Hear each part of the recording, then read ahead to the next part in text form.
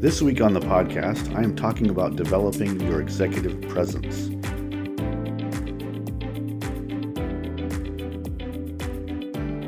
There are many definitions floating around about executive presence, but I'm going to describe it in terms of looking, acting, and becoming a confident and respectful leader who is capable of connecting with people and communicating clearly.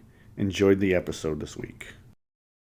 Welcome to the Finance Leader Podcast, where leadership is bigger than the numbers. I am your host, Stephen McLean, and this is the podcast for developing leaders in finance and accounting. I like this forum because it gives me an opportunity to reach out to you in the finance and accounting community that we can develop our leadership skills. It's another reminder that I believe very strongly that we have very strong technical skills, but we need to continually be looking at our leadership skills and ensuring that we are looking out for our teams, growing our teams, empowering them, and becoming better leaders every day so that we are focused on growing our team and also looking out for our organization as a whole. This week is episode number 19, and today I will discuss executive presence, especially if you are desiring to grow your potential for senior leadership. John Maxwell said, "A leader knows the way, goes the way, and shows the way." There are numerous studies around what executive presence is and how you develop it. It does come from where you are and who you are on the inside, how you act, and how you interact with others, what demeanor you have, what drives you, and do people naturally gravitate to you? Executive presence will continue to be an evolving definition as our society evolves its thinking about how and what we want our senior leaders to be. The world is filled with bias. The moment you work for an organization, you are being judged for your potential, and the definition for that potential may be different across organizations. It comes down to how you act, how you dress, how well you communicate a new idea, how well you deal with adversity, can you solve problems, and can you think of the organization as a whole? Senior leaders usually have a specific viewpoint with what makes another senior leader. I'm asking you to consider modeling behavior that is desired by senior leadership and senior leaders that you may be already working with. Of course, this depends on what the senior leadership in your company is composed of and how they act, and if they act properly, and if they look out for the organization as a whole, and if they are exemplifying proper values. I want you to have the best possible chance at advancement to the senior level, and that is why a discussion like this is important. And it won't be the last time that this topic will be discussed. I believe that executive presence is the confident ability to show you are capable of leading others and leading an organization in a positive way, who can solve problems, shows respect for others, and sees where the organization needs to go in the future. To speak of executive presence is to determine how best to prepare yourself for senior leadership. And here are a few areas to consider. It's best to start early in your career so that you make positive impressions with your leadership and that you exceed expectations regarding your performance, and to show that you have potential for greater responsibility. You also need to show that you can see the organization as a whole instead of just the one piece that you are responsible for. It's good to be passionate about what you're responsible for, but as we grow in our responsibility and as we grow in our role, we need to start seeing the organization as a whole and how each department and each team works together for the vision and the mission and the strategy of the organization, and where the organization is going into the future, and how each piece of it works together. You must have a strategic mindset, ready to overcome adversity. What happens when you are faced with difficulty? Do you offer a solution, or do you become part of the problem? That you can respectfully get along with others and solve tough problems together. I recommend that you always be building relationship capital, and you give way more than you take.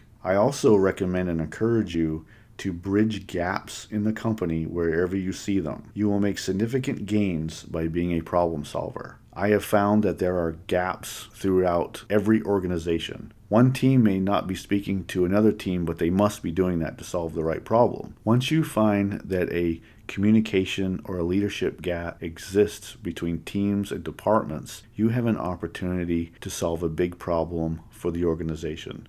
You get to bring leaders together, and you get to show off how you have influence in the organization, which may end up solving a huge problem for the company, maybe even saving lots of money for the organization, creating new efficiencies, and then creating new opportunities that didn't exist before because of this gap. I recommend that you continue to guard your professional reputation with acceptable behavior both on and off the job. Don't compromise your integrity or your company's values at any time. Leaders continue to be leaders 24 hours each day. Leadership is a privilege. Leading others is the highest privilege you can accept. So be honorable, act honorably, protect those who need it, grow others, and put forth the necessary attention and energy to take care of those whom you are leading. Senior leaders are looking for a trustworthy partner who they can work with to solve big problems and chart a successful course for the company. You must continually read the room. Reading the room is a skill. You're going to hear this term a lot. You must continually be reading the room for clues to how you should act and how you should approach others and how you respect others and how you live your values and how you pitch a new idea and how you communicate clearly. Read the room. Understand your audience. Understand who is in the room. Understand who can help you and who needs to be introduced to others who can solve a problem.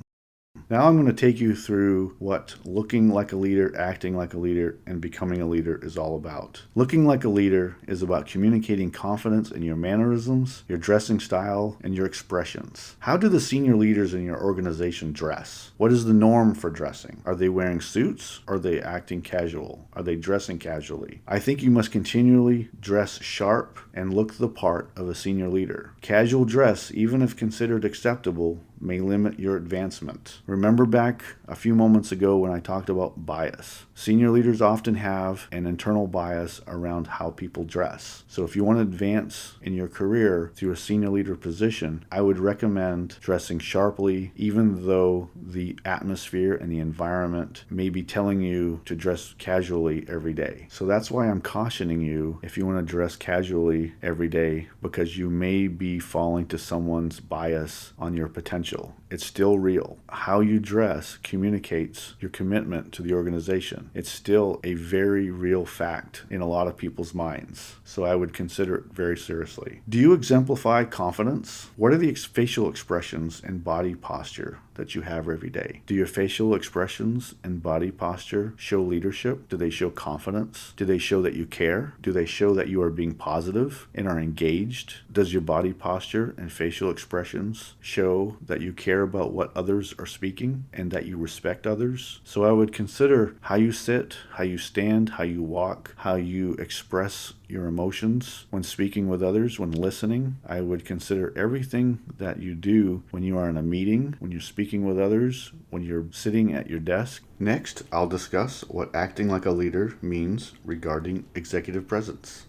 Acting like a leader is about how do you carry yourself? Do you act mature? Do you make a lot of assumptions? Do you make too many assumptions? Are your internal biases in check? Are you self-aware of your actions or your lack of actions? How do you react to bad news? Is your reaction to bad news always to fly off the handle? What is your temperament? When somebody gives you bad news, do you instantly try to blame someone? Do you instantly throw a fit? When someone gives you bad news, do you try to solve the problem? Do you try to lead the person who gave you the bad news, if they're responsible for it, to find a solution to the problem? Do you offer a positive answer? If the bad news is about a crisis, do you take leadership of that crisis? Do you try to find solutions instead of other problems? What is your overall demeanor? Are you positive, but also realistic? No one wants to be around negative people or people who are pessimistic. You can definitely disagree without being negative, and you can address changes that need to occur without undermining leadership. You can also be positive while pitching an idea about a different direction that the organization should be pursuing. It's all about your approach and your demeanor and how you speak to others. Do you speak respectfully? Do you speak about your ideas? Do you try to focus on the solution that you're bringing instead of blaming a part of the problem on another team or another person? Are you continually bringing positive solutions and maybe another direction, but speaking in a manner that this is a possibility and this is potentially a great vision for the company? Are you a big thinker? Are you someone who can bring idea and bring in a lot of people into that idea? Do you get rattled easily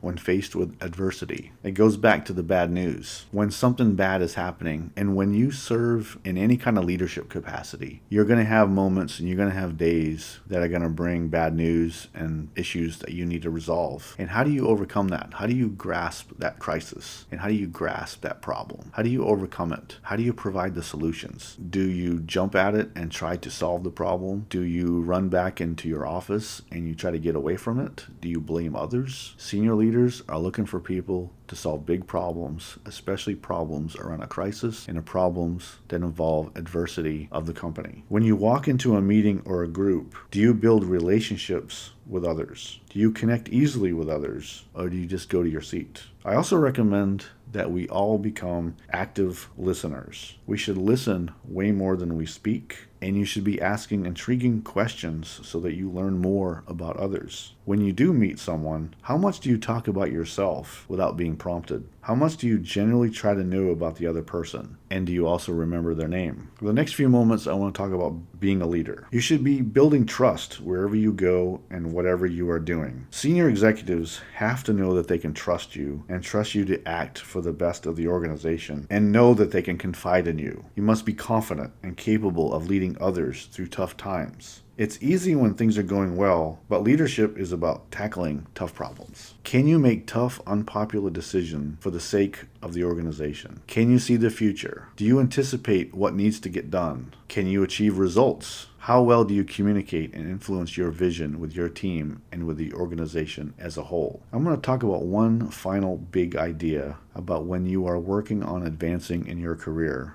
that goes along with the last few weeks. 2 episodes ago, I talked about taking risk in your career. The last episode, episode number 18, I talked about goal setting, but I also want to combine those 2 episodes with this one in developing your executive presence is that you should be seizing opportunities to grow and to advance. You need to continue to grow your skills. Take some risk. Do something hard. Tackle a tough project. Speak up at meetings. I encourage you to use your voice wherever it matters and wherever you can make a difference. Once you consider pitching a new idea and do something different, get out of your comfort zone. Continue to find new opportunities where you can make a difference and you can show off your skills and show off your abilities. Continue to grow your skills, grow your leadership, start to develop your executive presence, start to go through and develop some of the things that we've talked about in this episode about looking, acting, and becoming a leader. Showing confidence, showing that you can lead others, showing that you can be respectful of others and others' opinions. Show that you can be humble and you want to learn about others.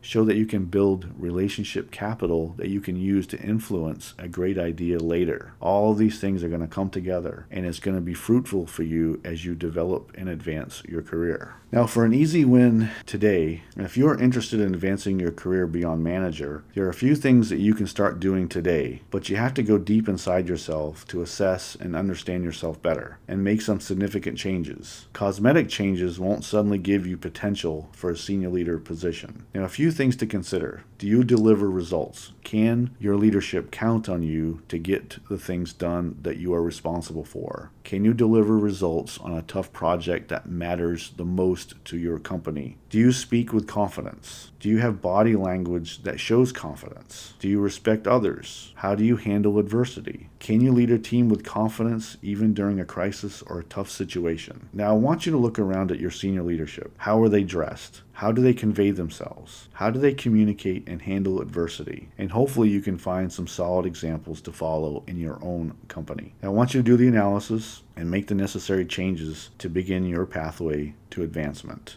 Continue to do the assessment of your own skills and abilities and start to game plan how you can advance in your own career because you want to become a senior leader one day. Now, I found some interesting research to share with you. I saw that LinkedIn kind of teamed up with Egon Zehnder back in 2017, and they did a survey with over 7,000 working women across 7 countries. And the interesting statistic that I found is that 74% of the women globally, both in junior and middle manager level positions, said that they wanted to reach senior and executive leadership within their organization. And they mentioned that CEO was the position that they wanted more than anything else. So this is why this kind of discussion is important. Again, a few episodes ago, we talked about risk.